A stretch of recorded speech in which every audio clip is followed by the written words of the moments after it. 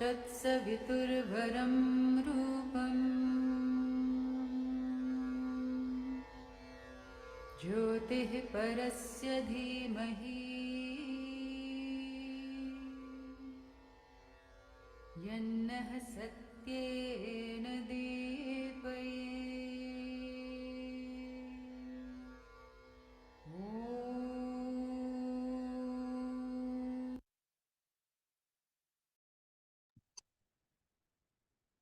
Good morning. Thank you for joining the Circle of Harmony at this new time. And the topic of today, again, we are exploring stillness. Like it seems to be such an exploration that the more you seem to know about it, the more depth it seems to have.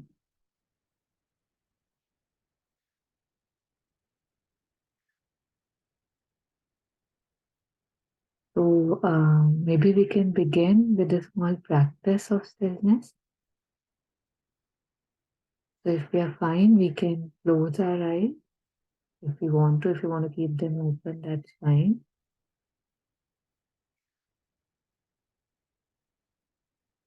Back straight and tall, but not rigid. And a basic relaxation.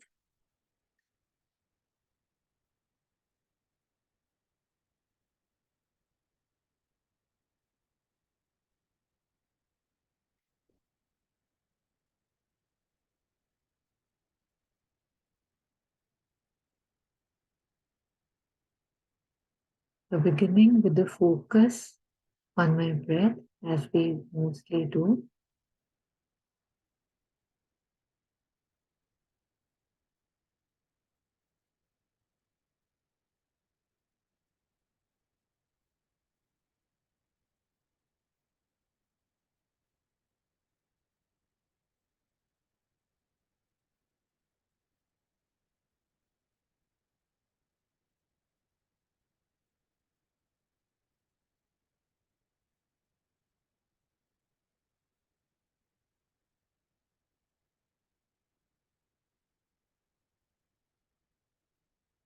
Stillness, which is my inherent nature, somehow seems to be escaping me. When I'm so much, when I'm so many, when I have so much to do, where is the place for stillness? When I'm just pouring and covering every single corner of my being with chores, activities, things, and names. So right now, with a focus on my breath, let me, for maybe 2 to 3 minutes, declutter a little bit. How about with this next breath? Because I want to be still, I disown my name. I am nobody.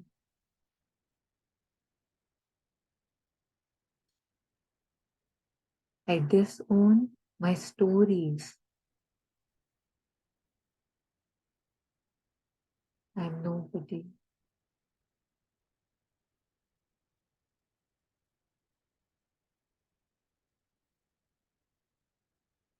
As I was born, so much came upon me with just being born into a certain family. And if I am nobody, nothing applies to me. So for the next 2 minutes, I will be this nobody, and my story, my chores, my to-do list has no meaning to me. It's like somebody speaking Greek. So starting now, trying to practice this, becoming a nobody, or maybe even being the unborn one, the one in me that is never born and that never dies. Let me see if I can touch that space, giving myself permission to be a nobody, to be unborn for the next 2 minutes.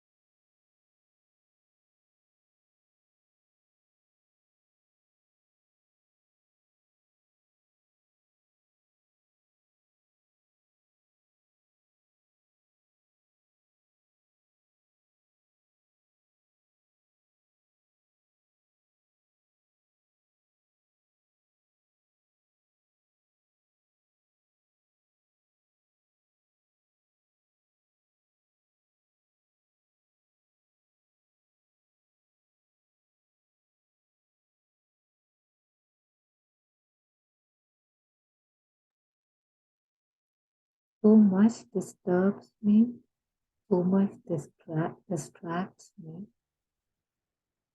because I'm open to being disturbed, I'm open to being distracted. We hear about the yogis who have been sitting for samadhi in samadhi for so long that there are ant hills built on their body.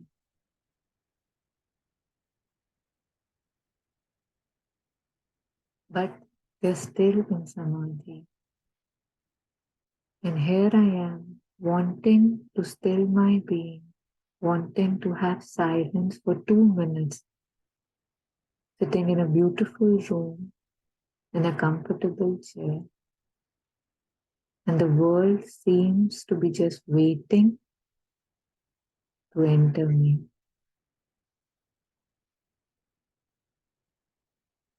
And that is okay, because at least now I know how much I am not still, how much the being is in chaos.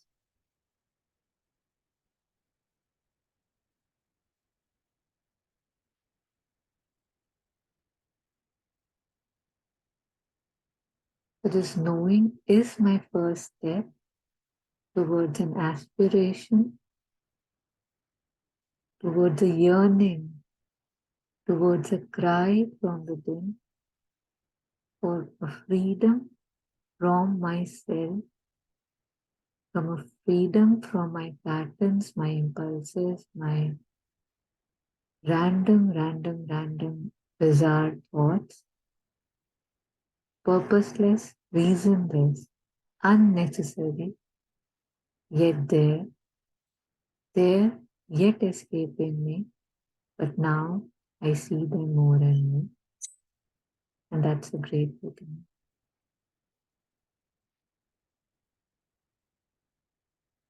Thank you so much. And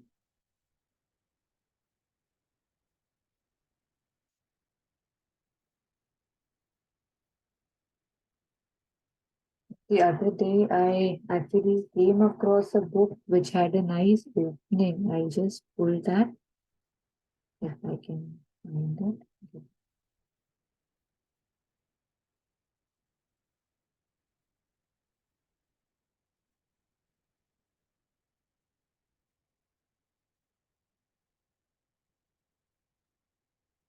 Yeah, it's a prayer.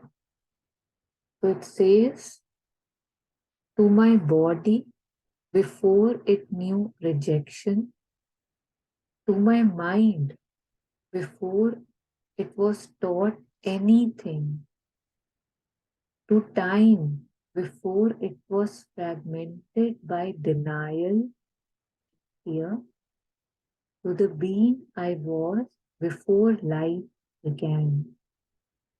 I return in this moment, and in every moment I breathe. To the being I was before life begins, I return this moment. I return back to this moment. So I thought that's beautiful and I'll share it in the group.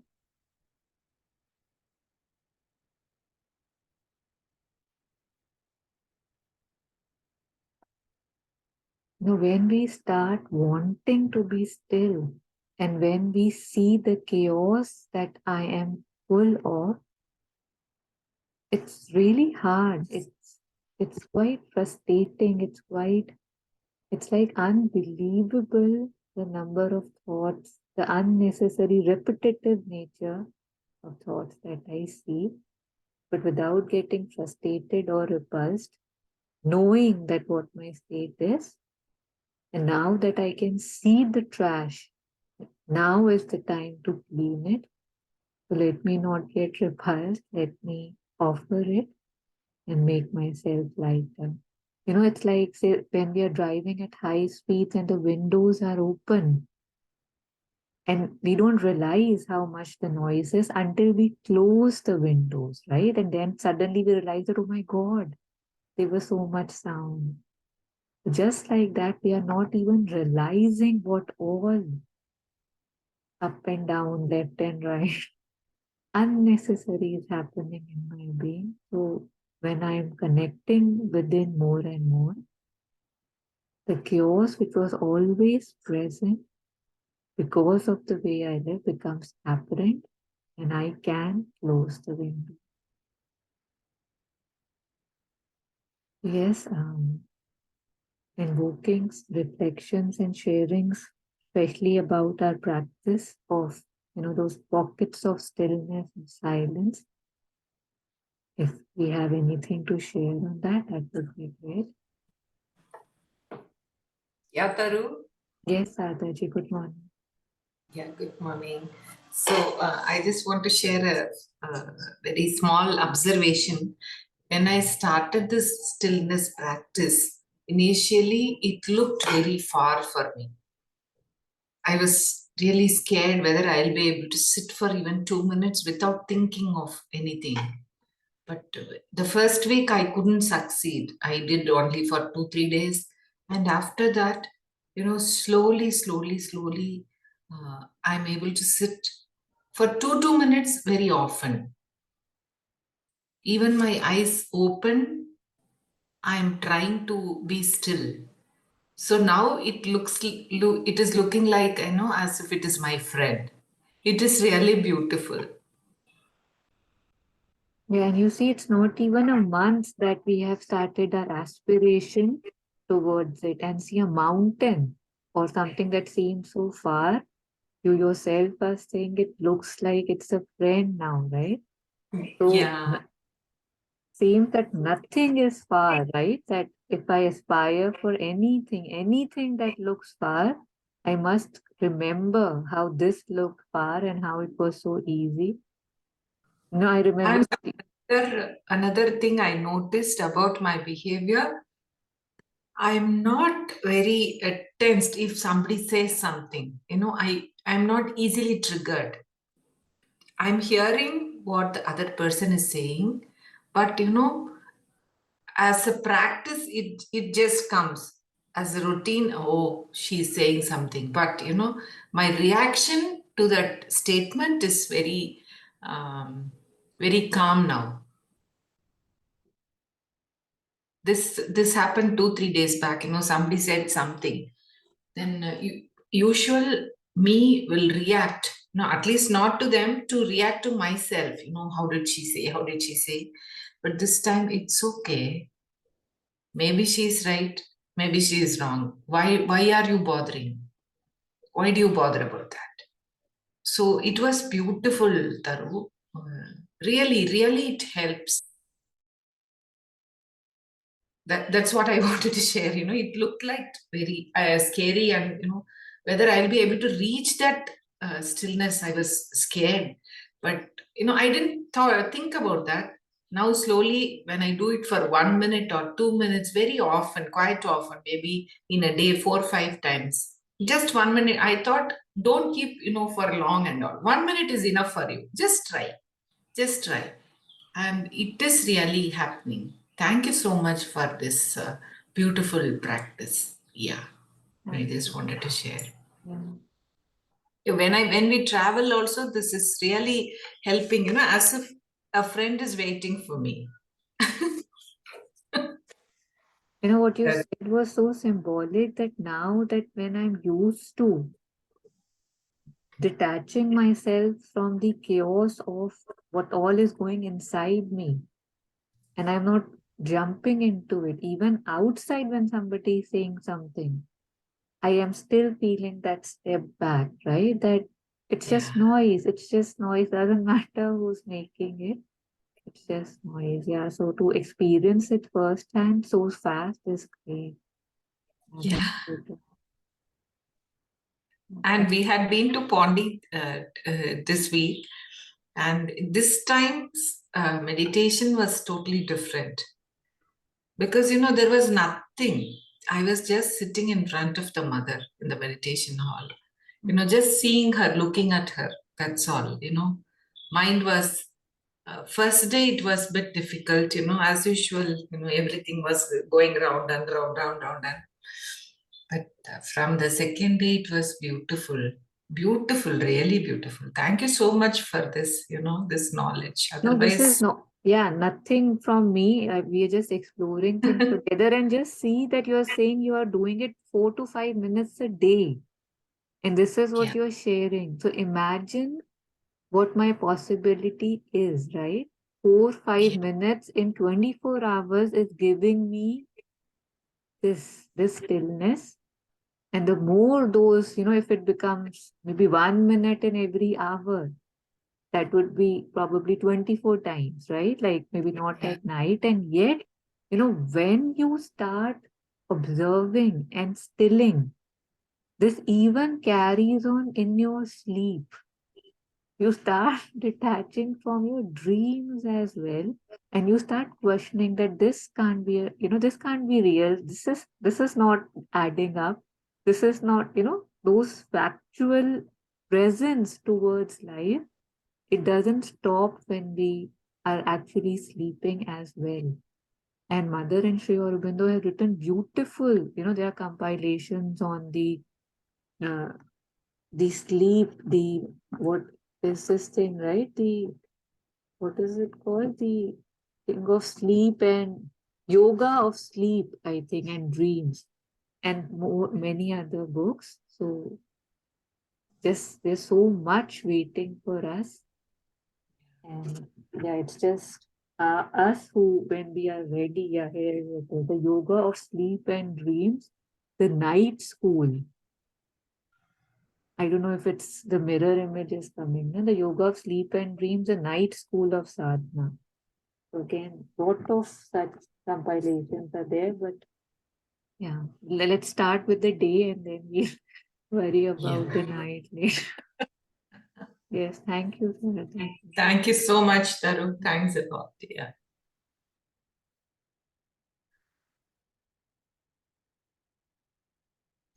So, what I did this week, so last week when I was sharing, you had asked me the question about when I do this stillness, right? Like, so what reminds me of going back? So, so this week, what I did was every time I wanted to look at my phone, then I decided that that is the time that I want to be still. And that was ample number of times in every day. So even like that one, let's say I spend a minute on the phone, maybe sometimes it's stretched to 2 minutes. But when this practice of stillness is there, it doesn't take that much time. So it takes is like 30 seconds to a minute for me to reach that state. And then like I don't feel the need to go back to the phone. So I think towards the end of the week, I think automatically that instinct of touching the phone itself went away. So although I was not even consciously doing it, it doesn't interest me. Like I just feel like, this is just I mean, we always knew it's a lot of garbage, but somehow before it was just okay, let me scroll through the garbage, let me waste some time unconsciously or consciously. But now it is different. And yeah, that was very nice, and that's what I had intended for initially, because I was getting irritated by the way I was looking at my phone, although I knew there was nothing in it, right? That unconscious scrolling drains, I mean, it took a lot of mind energy, which it's not necessary. So yeah, this practice helped that way. Yes, thank you, Meera. And that is a great suggestion, that every time I'm having a inclination to touch my phone, look at my phone, because in today's day and age, that's a big, big, big, big trap that we are all into. And like zombies, we reach out for the phone, not even realizing. And because it's not honestly, truly an relaxing activity, we feel even more drained, more frustrated. Friend was talking about Netflix, and it's just there's so much to do, and yet those unnecessary things that just next episode and stuff, how it feels meaningless. It feels okay, one thing I've seen, and still there is so much unsatisfaction that it feels okay, if I watch just another one it will be better. If I just watch another one it will be better, and then I'm too tired and I sleep, and I don't see that it doesn't relax me, doesn't actually, it's not entertaining or rejuvenating. It's actually just another thing, another more layer of kuda I throw on myself to think, give myself more thoughts. And I think that is why, at least in the beginning, and even today, the ashrams were there, right? That at least there's less kuda, so there's less cleaning, those restrictions. So, like, say, the simple Vipassana course, right? 10-day silence. The first thing they do is take your phones away. You're not even allowed to carry a pen or a paper with you to write your thoughts. Nothing. Thank you, Meera. Yeah, on the same line, I think there's something very interesting that happens, right? So as you mentioned, like you spend even some time without any gadget, it feels like a law. For example, when you go into the audible chamber, like I did recently, it is about 45 minutes or something that you spend inside, and then you go around without your phone. But it feels as if it is 4 hours, and it feels so good. So I think that's how trapped we are. Like we're so habituated to using the phone that even like this half an hour feels so good. It feels like it's a long time. Like your mind becomes clearer. Yeah.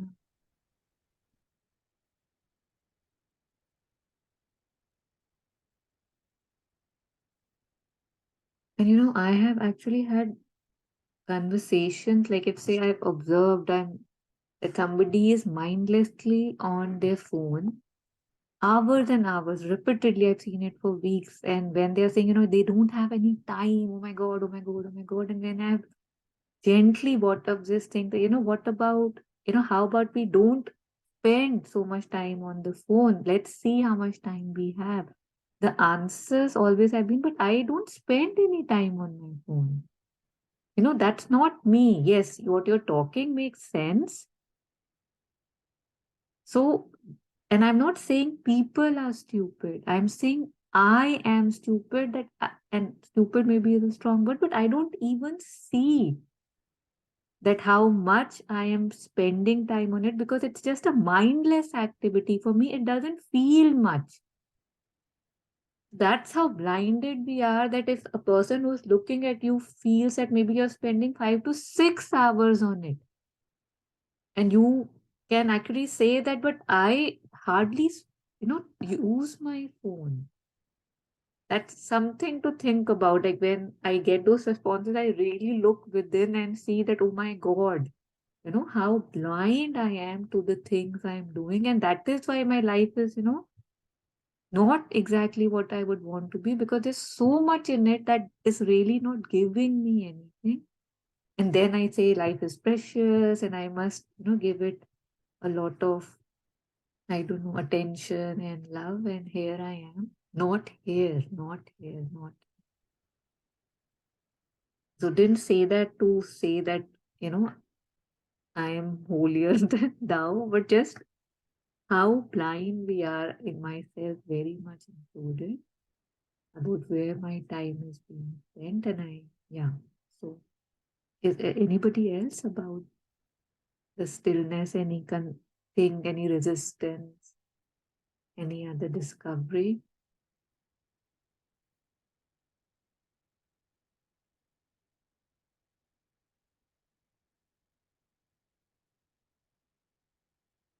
Okay.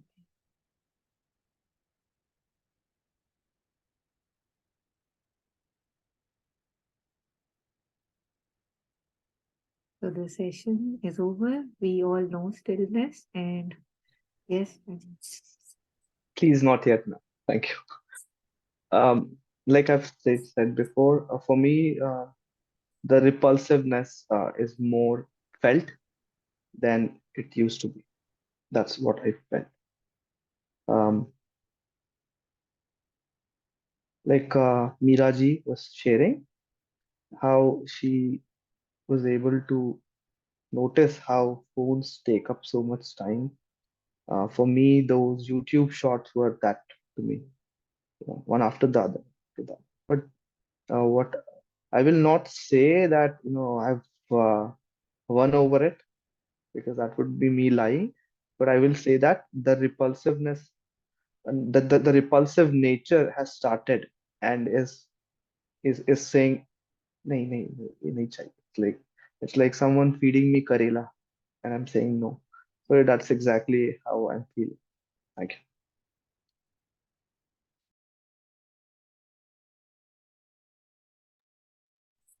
yes, thank you, Jagan. These shorts and all, especially, I feel more dangerous because it feels, oh, it's just 30 seconds, oh, it's just 40 seconds, oh, it's just 1 minute. I'll just watch for 5 minutes and I'm done. And when that 5 becomes 10, 10 becomes 20, 20 becomes 40, and I'm all drained, it's like, oh my God, it was just for a minute, and yet, yeah. So, yes, Vasu, please. So, just referring to what you mentioned earlier about spending time on the phone. So, I spend considerable amount of time on the phone. Now, I'm not sure if, like, you mentioned about, like, if somebody says that, but I don't spend so much time on the phone. Like, I would sometimes say that just because what I'm doing on my phone, according to me, is not a waste, in the sense, like if I'm watching some podcast, if most of the times I do things which just help me to improve myself as a human being. So I'm not like mindlessly just like binging on things that might not really be very, productive for my growth. But I find these are just helpful, like different things that I watch, or they might be just some resources that I'd like to share with my friends through the phone. And because it's just maybe more convenient to use the phone as opposed to a laptop, just because of the sheer size of it.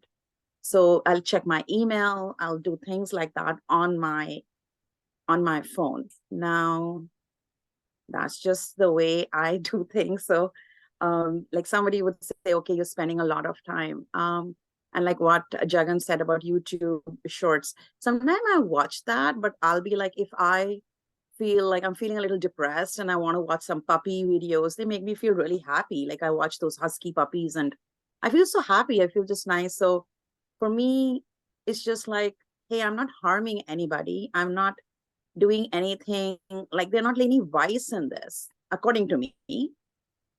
So then I don't feel that I am wasting my time. Yeah, and that's great, right? So what the example that I shared was that after maybe spending 5 to 6 hours of that mindless scrolling, the person says, I don't know where my day goes. I have hardly any time for myself. Then that is a problem, right? Like if you are saying you spend time and it's very productive for you based on any definition that you might be using. So let me at least be where I am, right? You're not mindlessly scrolling. What you're doing is you're choosing things. Okay, this gives you happiness. This gives you more understanding of something. This is entertaining. So at least it's a effective utilization of your time. That's what I am guessing. So I just meant that when we are already giving ourselves so much time on the phone or giving the phone so much of our time, and if we say that I don't have time for myself, where does the day go? Then I am missing something. That's that. Yes, thank you for that. And I don't want to, I mean, I know that this is supposed to be like, not serious that way, but I just thought just to make it a little bit light, like, there's the stillness with the phone, as in your world just stops. When you're with the phone, you are one with the phone, which means the outside world just doesn't matter to you. You, I, and my phone are in this world, like, so, I mean, that's what, like, it's not to sort of diminish the concept of stillness. I think it's very profound and it is very challenging because, like, if I'm on the phone for a long time, if I am not on the phone, then I do feel something's missing. Like I have got to be doing something all the time. I have to always be absorbing information, gaining knowledge.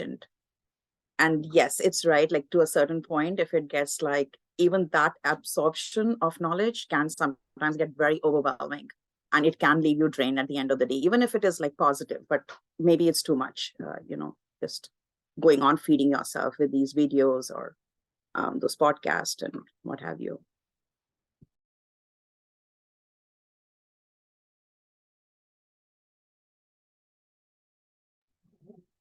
So this is the first time I'm hearing of this, and this is great that if one can feel that oneness with that phone. I have personally just felt numb. So it's very interesting how there's so many things that we see and touch, and we all have our own unique experiences. So thank you for sharing.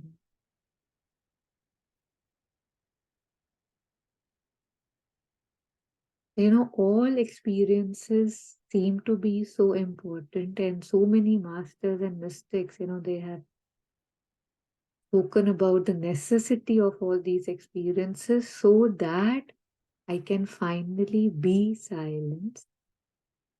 Even I think Rumi has said, I don't know how many quotes would be on silence, that if you want to be still, you must dance. And if you want to dance, you must learn how to be still. It's so beautiful, right? And that shows that how nothing I am doing is going waste. And everything is leading me towards everything. And yet, if I take some, make some effort towards bringing more stillness in my being, we know the results are instantaneous. Yes, Sadhu. Taru, just now you were sharing, if you about Rumi's quote. Can you please say it again and can you please elaborate it a bit? Stillness and dance. Yeah, so it's how? so it's the lines, I think, were, in order to understand the dance, one must be still. And in order to truly understand stillness, one must dance. So if you even take it like literally, that if say somebody's dancing and you want to understand the dance, right? It's only when you are still, when you're looking at them in stillness, you can see what moves are there. How do I do this? How does the world works? What are the twists and the turns, right? And if I truly want to appreciate or feel stillness, I must dance so that when I stop, I can feel the importance, the stillness that suddenly my being is full of, right? So when there's so much noise, to appreciate the stillness, this is what they talk about duality, right? That if there was no pain, you would not appreciate bliss. And if there was no bliss, there would be nothing that you would miss when you are in pain. So the opposites also help me. But what I do is that I don't go to any extreme of any opposite. When I'm dancing, I'm saving myself. When I'm still, I want to dance a little bit. But if I'm truly still, I can see how the world works. Right? And when I'm in a lot of movement, my being would want to go towards stillness, is how I see it. Oh, beautiful. Thank you. Thank you so much.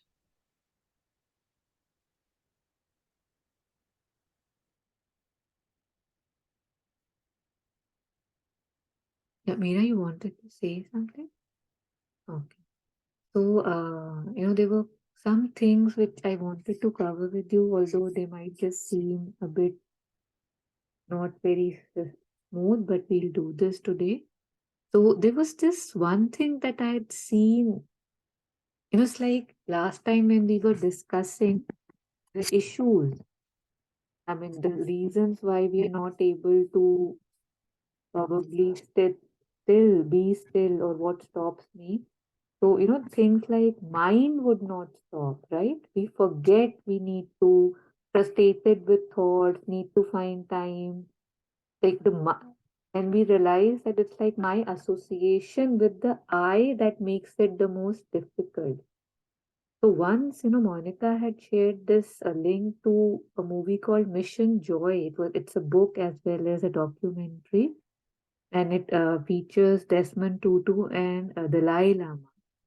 And in that, they had spoken about an experiment that was conducted that shows that, how a normal mind.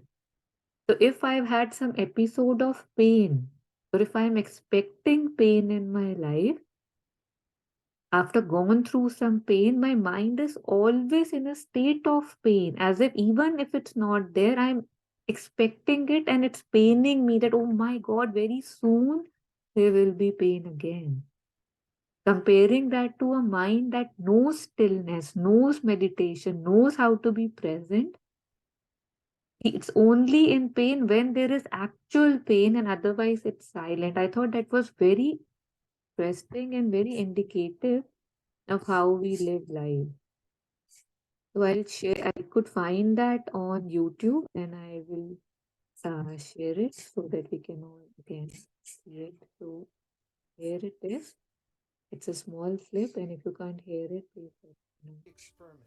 What we do is we bring people into the laboratory and we put a kind of metal plate that we strap onto a person's wrist. And through this plate, we can circulate water very, very rapidly. And we can regulate the temperature of the water. And I could tell you that this is damn hot. It feels like it's burning your skin. So we just give them one experience of this so that they know what we're talking about. They have the direct experience. Then we bring them into the formal experiment and they're in the MRI scanner. And we tell them we're going to give them two tones. When they hear one tone, which is a high-pitched tone, beep, then they know that in 10 seconds they're going to get zapped with this very painful stimulus. If they hear a low tone, boop, they know that they will just feel warm, but it won't be hot. Very simple. So we have people who've meditated and we have controls, people who've never meditated, their age and gender matched, and they go through this experiment. Now, we know where in the brain the pain circuits reside, so we know exactly where to look. And when we look at those circuits in the non-meditating controls, the moment we present the high-pitched tone, beep, their brain responds as if it received the actual pain.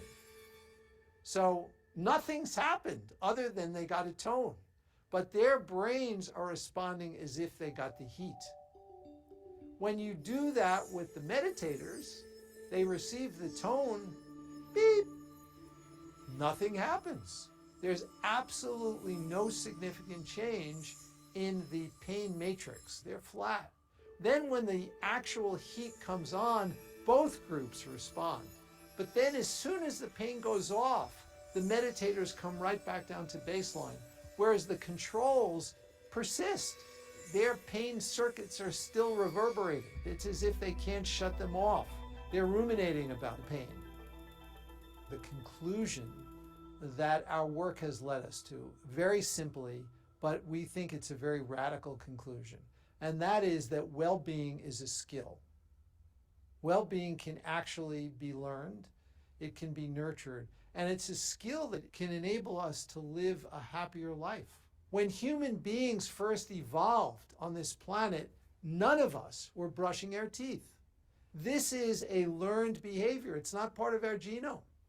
And if we spent even the short amount of time that we spend every day brushing our teeth, nurturing our mind, this world would be a very different place.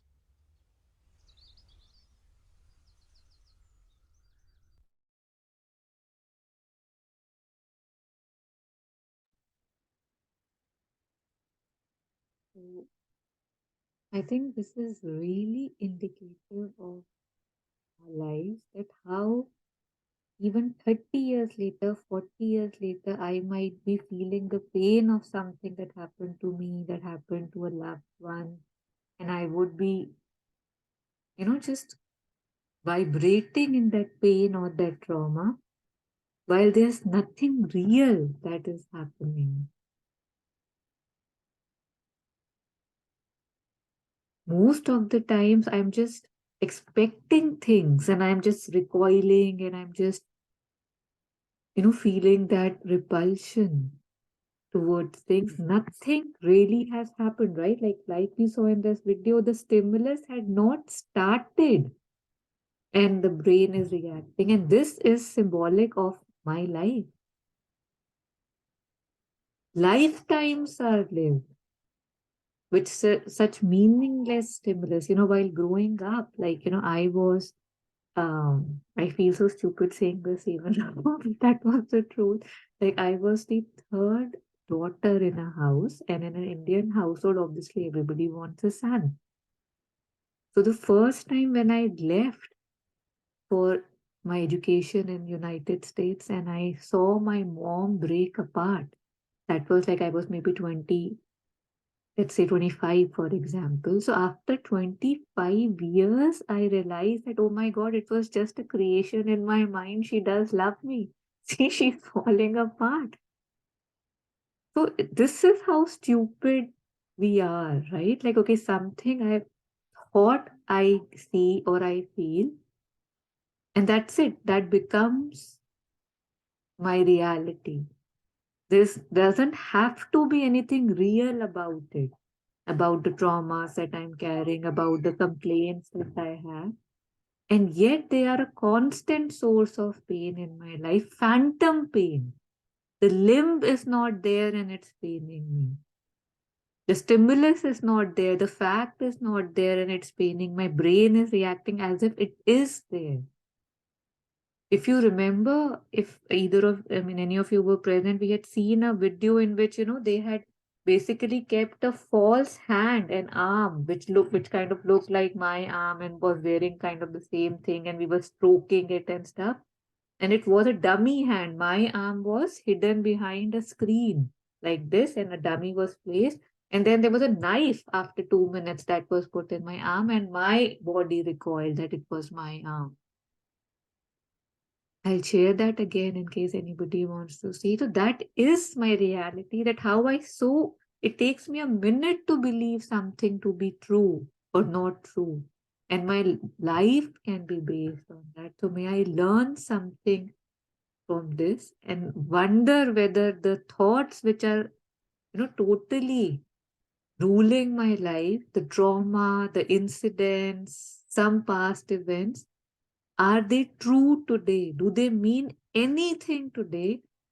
Because I would want to say that 100 out of 100 lives, not even 99, we are holding on to something and that's dictating my present and dictating my future. And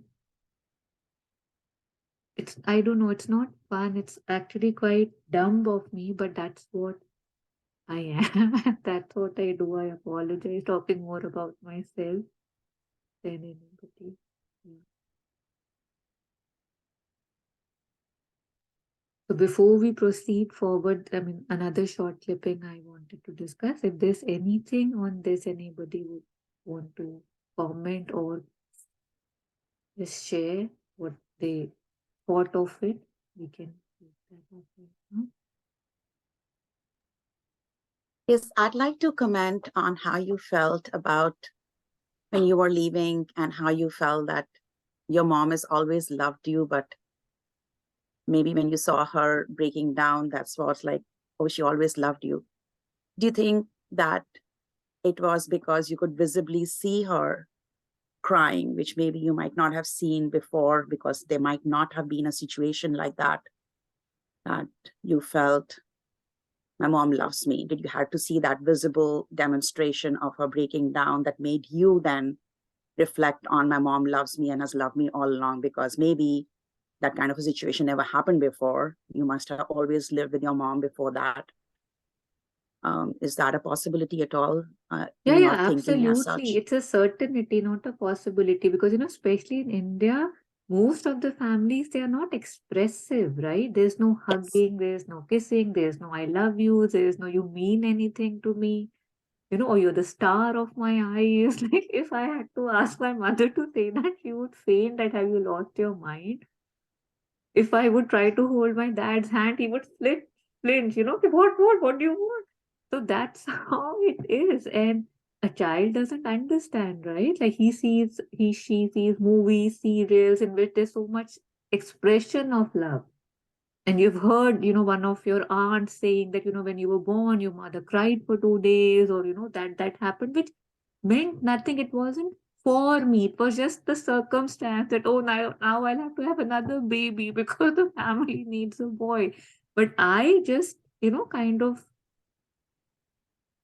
I direct everything to me. So when she actually had to take pills to suppress her, kind of anxiety when I was going, I was so shocked that it matters to her that I'm going. Oh my God, oh, So I think that really hit me. And before that, I just didn't question it. There were some incidents that were told to me. I found my, conclusions, and that was it. And that's so sad, I feel. And yet we all have traumas that if it wasn't that, I would be carrying something else. It's not that, if it wasn't that, I would be free. No, it's just what we choose to, like I think I'd shared it before. It's really interesting. I was with a healer friend studying about breath work. And in that book, it was about when you're born. It's like if you have a cesarean birth, these are the issues you'll have. These are the traumas. If it's a normal birth, this is the trauma. If it's a forceps delivery, this is the normal. If it's a delayed labor, this is the trauma. If you're born and there are too much light, this is the trauma. If you're born and suddenly somebody speaks, this is the trauma. So it was like that I'm just waiting for a trauma for me to begin my life as soon as I take my first breath. So if I'm today complaining, oh, this was my trauma, this is my trauma, that's again me being short-sighted, right? Traumas I have. This is life that I get a lot of challenges, a lot of negatives, and I have to turn towards the positive. It's a fact that, the reversal of consciousness that we speak about at times, especially in the beginning of Savitri, that how it was the story of creation was shared, that how when, life was coming on earth, bliss turned into trauma or something, I don't remember the exact thing. So this is the transformation is what it's all about. But I don't see it just as, okay, it's a trauma and now what do I do about it? I get lost in the stories, and that's what makes it much bigger than what it needs to be and keeps sucking me in, and I can't go out. If something keeps just pulling me in towards something, I cannot expand. I cannot, just go out there and say, hey, I'm free. So let me just see the things that I'm holding on to so that I can release them, because none of it would be true. And even if it's true, even if she, she would not have liked may I being born, still, that's not my load to carry, right? For example, but as a child, we couldn't know. But as soon as I know, I can shrug it off like, oh my God, I was carrying this, my God, out it is. So let me at least leave the baggage as soon as I realize I'm holding to baggage. I'm sorry, Vasu, I think you wanted to say more and I just kept on going. No, it's quite profound what you're sharing, and I have, and I still do. I used to be living with a lot of trauma from my childhood, as well as into adulthood for different reasons and situations. And it perhaps, like you mentioned, that a lot of it is like maybe cognitive distortion, and it doesn't come to be really. But your mind just replays those incidents over and over, and could be imagined, could be just construed. It's not really happening. Having said that, it took a lot of time and I think a lot of efforts to stop being stuck in that kind of a cycle, and move out of it by shifting my perception and my just a way of looking at things. It's a work in progress, because if it's from my childhood, it'll take time. So I think the trauma is pretty much there, but it's just like, I think I'm just trying to look at it from a different lens. So I have to work through it. I don't want to sidestep it or sort of jump over it. But yeah, it's like, I think just that, I think the whole concept of that stillness is just to cultivate that inner peace and inner stillness, that no matter how chaotic your world is outside, and no matter what is happening, you can still have that calmness inside of you, and you can sort of cultivate that sense of fulfillment and happiness, I would say, within you by practicing that. So, I'm just so new into this whole program. So I'm still just getting my head around everything. But I think it's a very important thought of the stillness, because our world is so chaotic now. And I think maybe it's all the more challenging because of that. Yeah. The first 2 sessions of stillness, we had done that mindfulness, small short meditation by Thai. And it spoke about that when the water is still in a river, then the trees, the mountains get reflected correctly. If the waters are moving, that distortions, right? Either there's no reflection or it's totally distorted. So because it's a fact that I'm not still, I'm all like we try to use the word maybes and stuff. That is because we just don't like that kind of assertion. But all our understanding, our perceptions are distorted because I am not still. And no matter how much I can say that what stillness would give me, I can guarantee that it would give you much more. You can't imagine or put into words. You'll have to experience it for yourself. How stilling the being, how much it just makes everything much clearer, and the things don't, even if everything that I'm believing is true, even if it was true, is carrying the baggage helping me, making me stronger or weaker? Is it pulling me to the past or helping me move towards the future? So even if it was true, something that happened to me after somebody's cruelty or anything, right now, if I'm choosing to carry it still, is that something I would want my child to do, or I would want them to brush it off and move ahead? That hua, right? Past and gone, and that's it. So, yeah. So this wonderfully brings me to the next video. It's totally on this, but before that, if anything else, sorry, I just wanted to sound from yeah.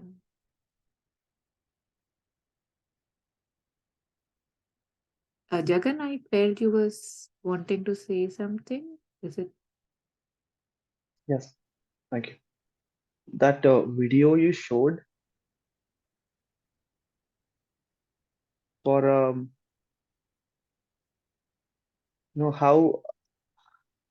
how much convincing to me it is needed to understand what meditation is. And once the scientific element of that is shown, how much more reactive I've become to it. I used to meditate thinking something will happen, but it's like mother is telling me that like she's doing everything to make me understand through different ways. So coming to the video, the the person who is practicing meditation, he is only reacting to the situation when the situation arises, versus someone who is not meditating on a daily basis or has never meditated, on how he is reacting to the situation before it has even arrived, and there are chances it may never arrive, and yet he is reacting and feeling it. And then I see myself in that picture, and I also am questioning now that how reactive I am to situations that have never occurred, or maybe have occurred so long ago and I'm still reacting to it. So yeah, so much convincing that I'm demanding from the mother to walk this path. Thank you for sharing that video. And also, ma'am, uh, if you um, if you can, please can you share the link of that video in the group? Thank you. Yeah, absolutely.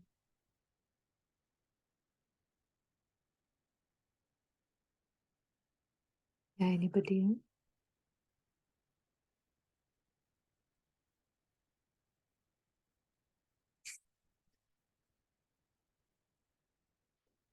So I will go to the next video. It's again about, we have seen this before in Etsy, but it's one of my favorites because it really brings us to this thing about what, it's like when we were talking about the things that stop me from being still. It's my stories that stop me. It's my chores, my everyday, what happened to me and what Vasu and I were discussing. So again, this beautiful video by Jetsun Mala in which he answers the question, and it shows that how much of what we are carrying is so unnecessary.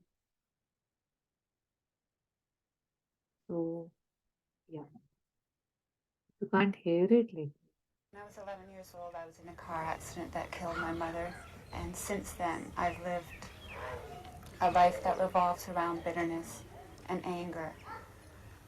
And my question is, when so much of my identity is trapped back there, how do I find peace? How do I let go of my attachment to the loss of my mother?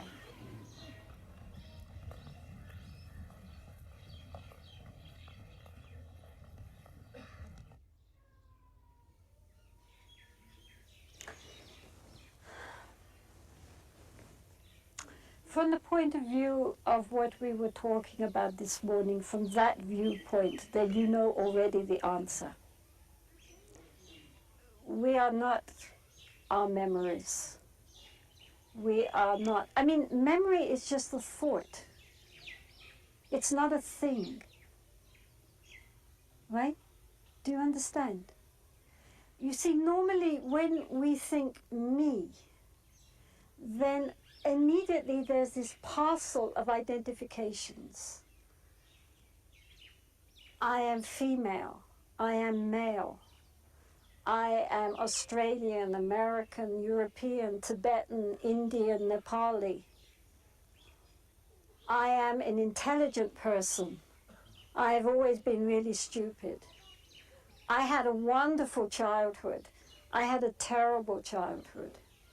I'm always quite a confident, easygoing sort of person. I'm a tortured, difficult, miserable sort of person. Doesn't matter what our identification is. It's still that we are clinging to something which is very temporary. It's like if you're an actor. I mean, this is a little bit Hindu idea, but still, it has some validity. If you're an actor and you're playing a part, and so you're playing you're playing some Shakespearean tragedy or some comedy, and while you're the actor, to be a good actor, you have to identify with the character to play the part as well as you can. So you're playing the part and really putting yourself into it, really trying to understand the character, really getting into the role. But a wise actor, when he comes off the stage, understands that was just a role. It's not who he really is.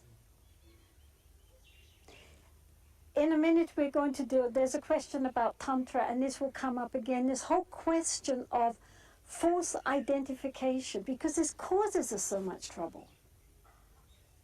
Because we cling so hard, even to things which hurt us. God, I mean, we are all here, we are all intelligent, we have all received a good education, we are all pretty healthy, we all have enough money to feed ourselves, to clothe ourselves, we have some homes, we have everything that people, beggars in Bihar, would die for. And yet we're still bloody miserable. Why? Because our mind will not allow us to be happy. We make ourselves unhappy. Nobody is standing there saying, I'm going to make you miserable now. And yet still, because our minds are so uncontrolled, although we want so desperately to be happy, we do nothing but make ourselves miserable. And when we make ourselves miserable, we make everybody else miserable. We don't wake up in the morning saying, oh, I want to have a really horrible day today and make everybody else gloomy too. But still, you know, we wake up thinking, oh, if only I could be joyful today. So then why can't we? Because we cling. We cling.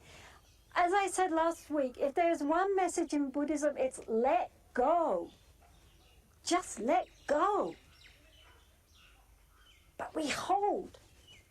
Because of this fear, this sense of insecurity that if I let go of who I am, a miserable person with an unhappy childhood who had all these traumatic occurrences, I would be a non-person. I wouldn't be me anymore. And each one of us does this. To a greater or lesser extent, we just cling, even to the things which make us miserable. We really are very stupid. We think we're intelligent, but we are so dumb. Because all we have to do is let go. Nobody's making us miserable. We are making ourselves miserable.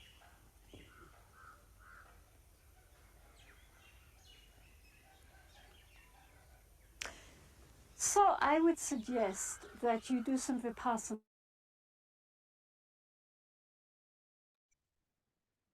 Yeah, so that was just the part I wanted to share, and it breaks my heart when she's saying these things and some of us laugh. Right? There have been videos Then she's making a point and she's like, I'm serious. And there's laugh. And she's like, no, I'm actually really serious. And we are laughing. Such is an extent of disconnection that if somebody is saying that, oh my God, what are you doing? I'm laughing that he must be a joke, because if I actually listen to what she's saying, I won't be able to live like that.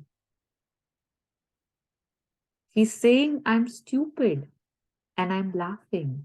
Again, a proof that how stupid I am, right? Not to sound the way I'm sounding and I should stop, but it's very sad to see the state of affairs a lot of time. And the truth, when it's slapping me on the face hard, I still hide behind my laughter and not feel the pain of that slap. Yeah, so I find that really powerful, knowing that the onus is on me. Nothing matters. I am holding on to the past circumstances, situation. So a lot of blame games I can let go, so that again I can let go more and more.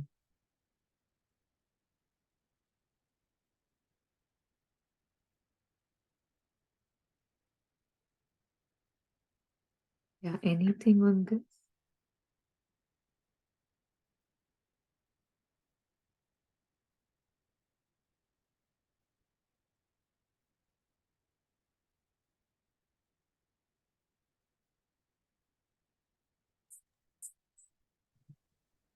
I'd like to say here a few things, and this is my reflection from that video. I sometimes think that, I know this is just my belief, that when someone says that, we are so dumb or we are so stupid, I take a little slight to it, because I feel that it's not really being kind to yourself. You're beating up yourself by saying those kind of words. And there's no self-compassion. I think we're humans, we're not perfect. And I think, if I'm not mistaken, what I was hearing from the girl who asked the question, that's a very big void. She lost her mom to an accident, so the trauma is there. And I think it takes time for everybody to heal at their own pace. And with all due respect for the person who was talking about letting it go, I think she's worked on herself. She is like in a very different position, to say about letting it go. But if only it was so easy to let go, wouldn't we all be able to let go so easily? And I think, I think everybody has, of course, their own way of dealing with things. But I think that's a very big trauma. If I'm just putting myself in that girl's shoes and thinking of a loss of that, like, that's really, really a very big loss. And sometimes some people just cannot heal from something like that. And that's just the way they are. Yeah, we can let go, but I don't know whether I think letting go doesn't mean that you just forget about it. You accept that it happened. It was very unfortunate that it happened. And maybe you make peace with it, because you have to heal and you have to move on. I'm just looking at it that way, but I just find it a little difficult to digest. And I think that's the reason that maybe before, when you said that, I was so stupid that I never realized that my mom really loved me, I just felt like, I don't know how I feel when somebody just bashes up themselves like that, using that word, because I feel that we're not being kind to ourselves by saying that. We're just labeling, like we're just putting labels. Yeah. And So it's not stupid. I mean, I'm so sorry, let me interrupt you here. It's like, my holding on is being more unkind than me realizing that I'm stupid. So right now you're saying that it's cruel, right? For that person, Yes. probably to say that to that little girl, not a little girl, like that young person. And yet her life is getting wasted. A precious human birth, which was given for a reason, is being wasted. So a guru can see that, yes, you are crying, your pain is real, and yet you're losing something far greater. So then the guru lashes out, right? Because he can see and he wants you to wake up and see that too. That move on now. If we talk about grief, if we talk about traumas, right? How she said that we are all here educated from good families, good understanding. Like she said, right? A beggar in Bihar would give anything for where we are today. And yet, what I see is what happened to me so many years back. Or I don't see how many more people loved me, but I would keep getting stuck to the one person I lost. So I, I don't think that I can love myself more talking about myself, and yet I'm very proud to call myself stupid when I know I have been stupid in my ignorance, and that helps me in pulling myself further out from that situation. So I would do that kindness to me and call myself, and I would call that kindness and not cruel when I realize due to ignorance or some babish things, or I cling to my pain too much, and that doesn't serve anybody. Yes, so No, for sure. I take a, sorry, go ahead. no, why don't you? I think I've said enough. No, it's just, it's basically the point's well taken, of that we cannot just stay in the past and we cannot stay there because we are never going to move on, right? We have to move on from that trauma. We have to work through it and we have to move on because we will just be, like you mentioned, that you're just wasting your life away then if you're doing that. My only way I look at it is that everybody has their own time when they can heal, and sometimes it's very difficult. That yes, for the person in front of you, it might be very frustrating to see what are you doing with yourself. You're just wasting yourself away. But I think again that realization, you can just about do that much, because sometimes just people need to sort of work through their grief. They need to have their own time to heal. And I wish it could be. I mean, I'm just speaking, I think maybe from my own personal standpoint, that sometimes people around me have got very frustrated. Maybe they wanted me like, okay, what are you doing? Like you're just wasting your time away, your life away. And so much time has gone. And it's not that I have some kind of a fancy sitting and being miserable, but it's just my time to just come to terms with it. And I will come around. I did come around. Like, I'm looking at it through a different lens, but that's my journey. That was my time that I had to. It wasn't that the resources were not there. It wasn't that people were not telling me about it. But it's just that I had to take, that was my learning curve, and that was the time that I had to. But yeah, definitely your point well taken is that the guru can actually see, right? Because the guru is seeing from a very objective lens, is looking like from a third person part of, point of view. So they can tell you that you need to move on. It's just my thoughts that I wanted to just share, just because I wish it was easier, and I wish we could just sort of get over and move on. But sometimes it takes years, when you're on your healing journey, and for something like of that magnitude that girl felt, I don't even know, like, I mean, I don't even know what it is like to have someone, like, you lose a parent. It's like, I think it's very devastating. So, he also see that girl is standing in front. It's not just the guru is advising. He's standing in front of a guru, begging her to tell her what to do, right? And if she has stood in front of maybe 100 or 200 or 10,000 people before in her life, everybody had sympathized with her. Oh, poor you, poor you, poor you. And here is Jetsunmala saying that get over it, dude. How long? So we also need that bashing along with the poor you, right? When you were sharing, I was reminded of an incident from my life. So my brother had just passed away, and obviously my sister-in-law, who was pregnant at that time, she was very horrified and in a lot of trauma.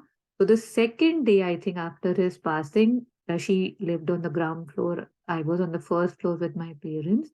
She came crying upstairs and she was hyperventilating and she was like totally broken. And she was like, I had a dream that,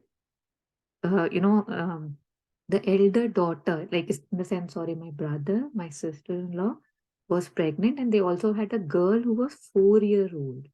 So she said between her tears and gasping that I dreamt that the girl also died.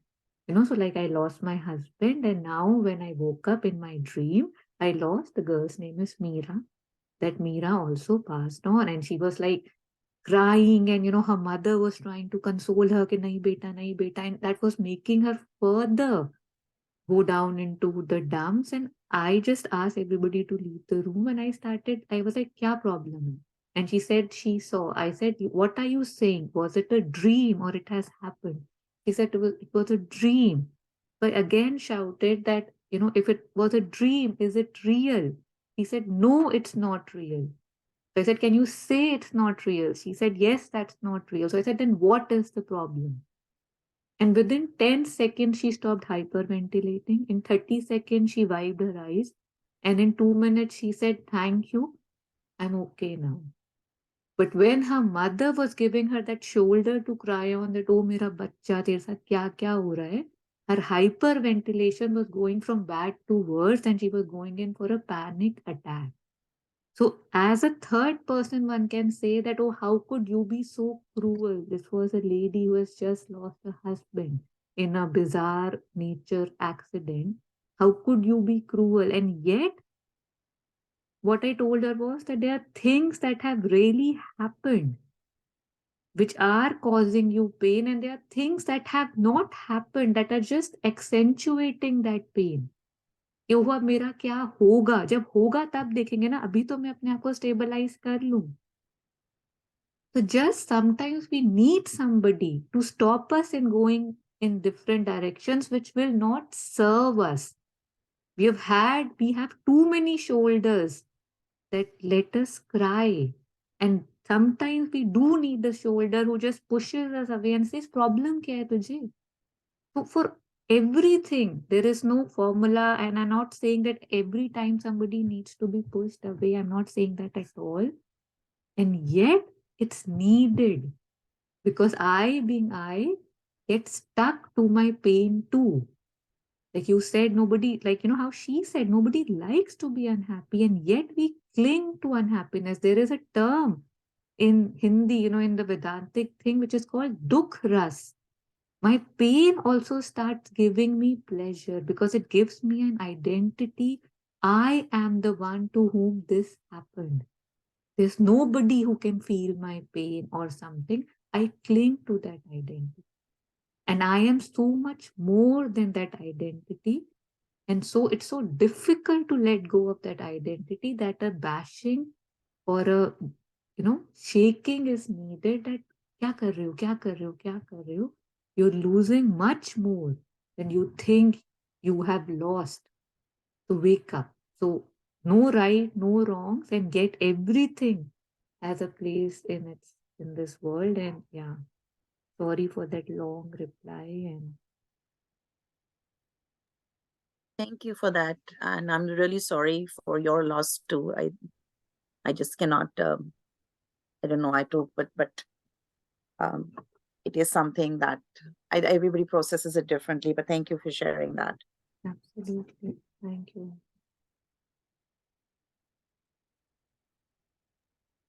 Yeah, Jagan, I think Meera had also unmuted. Meera, would you like to go first? So, yeah, one thing that struck me from the sharing was, when she said nobody wants to be unhappy, right? And the past week or the week before that, I was going through something, right? And I was not in a very happy state. I don't know, the word happiness has started really irritating me, because I hear it like, be happy, be happy. I'm like, what does it even mean? Like, it's not like I don't want to be unhappy, but I don't want to, for me, like, just being that shallow happiness is just brushing away something that I don't want to see. So I would rather go through the pain and come out with a better solution to the problem than just being happy. While I know it's a little bit of a rebellious state sort of a thing to say that, happiness is really nice, but I think that that's not enough, right? And like, it depends on how we look at happiness. So when she said, yeah, even I was feeling from inside that I don't want to be unhappy, but it is still happening, right? And yeah, I think that thought itself gave like sort of a pushback.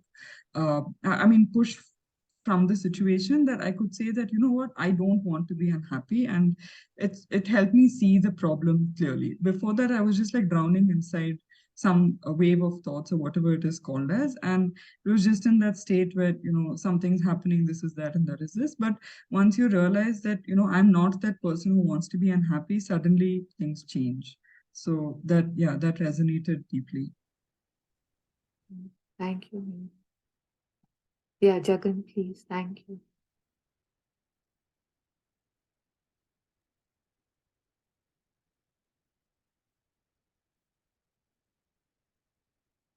Ma'am, firstly, I'm sorry for what you shared.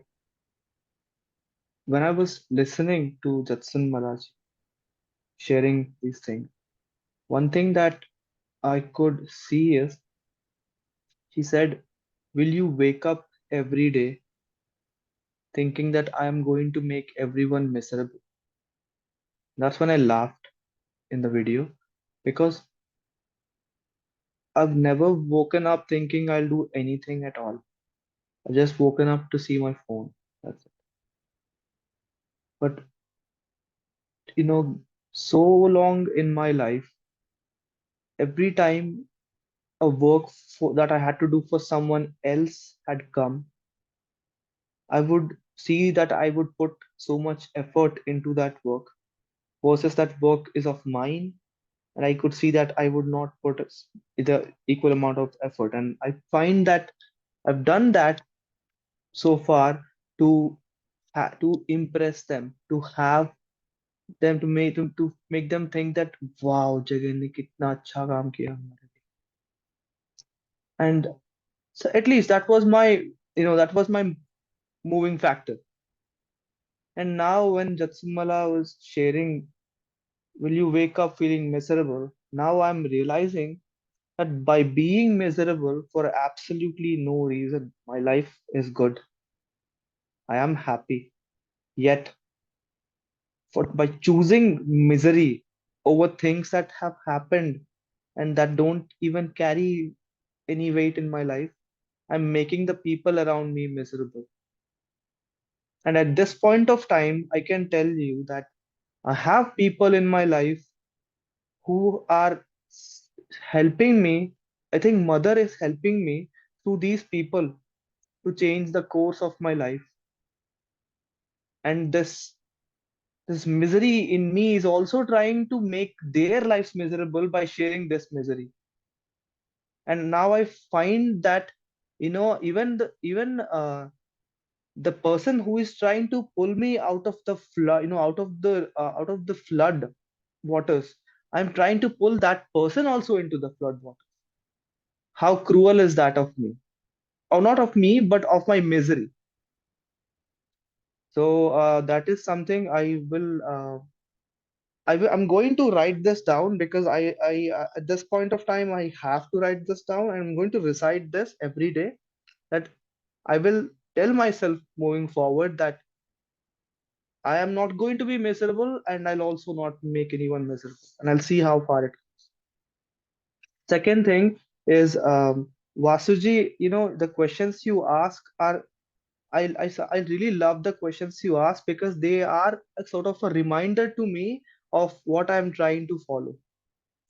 The reason I say this is, you know, for long I've had different kinds of gurus in my life. Mathematics was my favorite subject growing up, and I had this amazing guru in mathematics. I would love to, whatever he said, I would just do it because not because I was very good, because he told me to do it. And after my school, my college, and engineering and all, I've come out into this world of people who were just doing their things and unknowingly influencing me, and I was taking that in. And for long, Vasuji, I was longing. I was so much praying to the mother that mother, just give me a guru. Just give me a guru that will, because I could see that my hands are strong. I could see that my legs are strong. I could see that my mind is strong, but I could not do anything with it. That is something I would have felt right about. And I would beg for the mother to give me a guru. And when the guru came, no, Vasuji, And I just wanted to share this with everyone that, the first thing that happened is I had to, when the guru came and the guru gave me advice, no, what happened first is that I thought, what the hell? I thought I've I've stuck to this opinion for 29 years of my life, and now this person who I thought is going to be my guru is saying that this is wrong and I should change. What I did is I sat the whole day. I worked nonstop, but I sat the whole day on my bed, writing things down on a piece of paper as to what was coming in my head. And end of the day, I realized that the guru is right, first of all, obviously. But what I've also realized that the guru will never operate in the frequency that I operate. For me, if I tell the guru that, my childhood has been miserable, like my childhood actually has been some sort of, mixed bag of emotions. So if I tell the guru, no, there are chances that the guru will also scold me. And, until to me, I'm in this process of having of having limitless trust in this guru that I think of as guru, and even in the mother.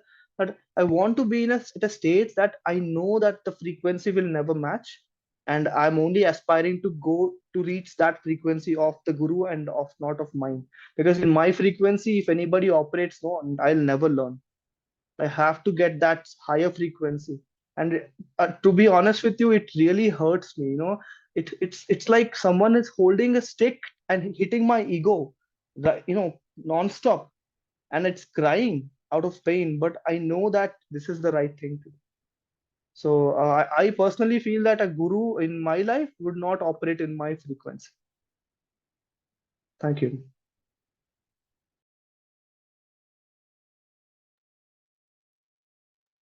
Thank you for sharing that, Jagan. I recall, I think there was one of the sessions where you did mention about how much you needed a guru all through your life. And I think I totally can relate to that as well. Like, sometimes, Taruna, I think one of the sessions we did mention that, what if you don't have a guru or you don't have those spiritual friends, right? But I think just the kind of direction you want, and Jagan, just speaking to what you said earlier, is just finding your purpose and where you want to be in your life. I think it's very essential, and I'd never discount or dismiss the thought of having a guru. I think it's so important because that's we talk about the guide, right? That shines the light on the path that we want to move on. And that's why this very conscious effort of trying to be in this kind of a community. I really look forward to these sessions because they're a very good reminder all through all this sharing, all this rich sharing, and everybody's experiences, and everybody being so vulnerable and sharing what they feel. I feel this is like, it's so much of tremendous growth for me. And it's to come out of that stage of, like we say that, right? You don't want to operate at your frequency. And I love what you said about that, is like operating at that higher level frequency. And for that purpose, having a guru is so important. So yeah, thank you for sharing that. That's really beautiful.